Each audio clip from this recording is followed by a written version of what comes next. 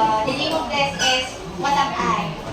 So that means you are going to guess a mystery word by answering the questions written behind these numbers. We will have again group recitation. So that means if you know the answer, raise your hand and then the point will be given to your group. And then if ever your group feels incorrect, gives the correct answer, the other groups can give their answer and then the point will be given to that group. Okay?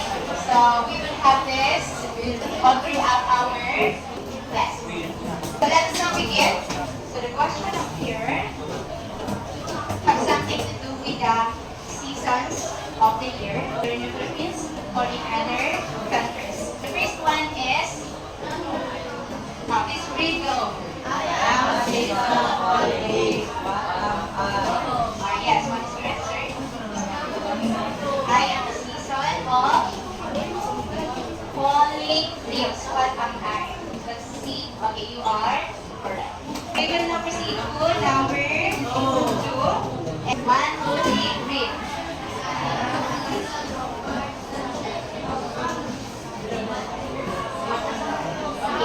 What is your answer? I am a season of warm sunshine and cool breeze. What am I? Summer. Let's see if your answer is correct. Yes, it is summer. So you will get a point for that correct answer. Let's now proceed to number 3. Group 3, ready? 1, 2, 3, read.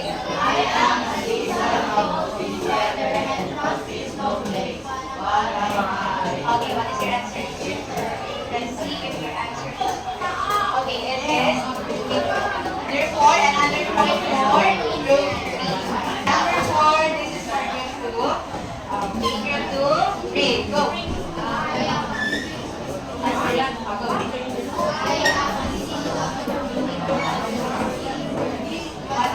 Okay, I am a season of blooming flowers and singing birds. What am I? Answer? 5 seconds. 1, 2, 3, 4, 5. Go. Spring. Let's see. Okay, the answer is spring. That means you can go to Alright, so we have here autumn or fall, then summer, then winter, and then the spring. So these are the seasons of the year in other continents or in other countries. So usually these 4 seasons plus, this being experienced in the continent of Europe, and then some parts in Asia like Japan, Korea. So they are also experiencing these 4 seasons. But here in the Philippines, we only have 2 seasons, the wet season and then the dry season. Okay. So my question now is, can you identify the words that help you to guess the mystery words? For example, the autumn or fall. What are the words that help you? Yes, we have here falling. How about here sa summer? Warm. Okay, we have warm dito. Cozy, and then also frosty. Okay, what do we call these words? And these are adjectives. So can you give me the definition of adjectives? When we say adjective, it is a describing word or it creates an image in our mind. It gives us also information about its appearance, just like its color, its size, shape, or composition. So that is the function of adjective as a part of speech. So here is an example of a sentence that goes, Taylor Swift is famous not only to young people but also to old individuals. So can you identify the adjective in this sentence? Adjectives. What else? Young and then? Okay, so those are the adjectives in the sentence. We have famous, young, and old. What is the word being modified by famous? Yes, it's Taylor Swift. How about the word young? And how about old? Individuals. Now, let's proceed to its placement in the sentence. So, can you analyze the placement of these adjectives in modifying a noun. Can you see any difference? Yes, sa first, nauna yung noun. Okay, how about sa second and third? Adjective. Okay, so thank you for that observation. So here we have here Taylor Swift gets famous. So there you go. The first adjective here is placed after a linking verb. But the second one, young people, the adjective class is placed adjacent to the noun being modified by class adjective. The same with the third example, old and the my assignment is for you to identify the two major categories of adjectives, right? Yes. Now, what do we call this adjective wherein that adjective is placed after a linking verb? Yes. Okay, it is predicative adjective. Okay? Yes, Shanae? Attributive, that is the second major category of adjective. And do you have the definition of attributive adjective? As in, will you please read?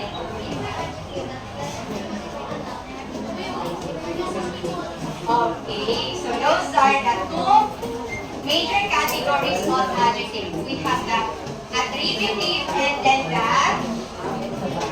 predicative.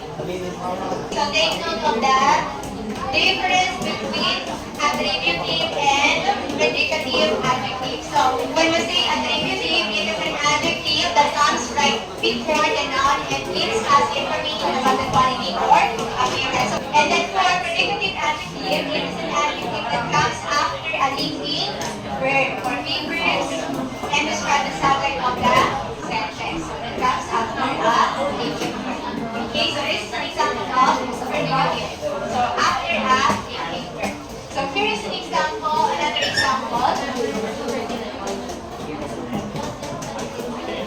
Let us try to identify the adjectives in this example and then it's time. Okay? So let me read. Golden sunsets glow, sands are warm, beneath your feet, ocean looks silent. Okay, what kind of poem is this? What kind of poem? It is a haiku poem. Why? Yeah, because of its format. It uses the 5 syllable in the first line, 7 syllable in the second line, and 5 syllables in the third line. So I am glad that you know already about haiku. Okay, so that we don't need to check its format. Alright, now we will proceed to the adjectives used in this haiku. So the first line, golden sunsets glow. What is the adjective in the first line? Golden. How about its type? Is it attributive or predicative? Yes, it is attributive because it's placed before the noun it modifies.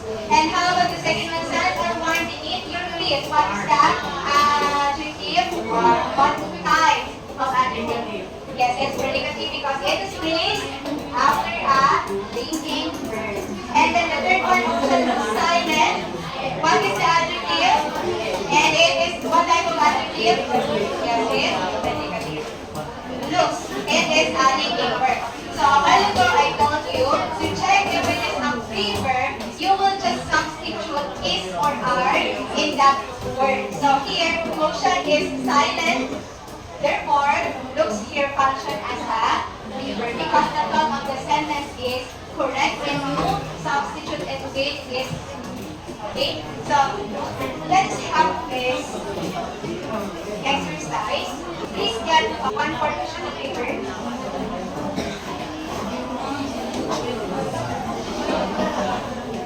I have here 5 items. And then in your paper, you are going to identify the adjectives in this sentences. Then adjectives is attributive or predicative. Okay, so 10 points for this exercise. So 1 course sagot na lang. You don't need to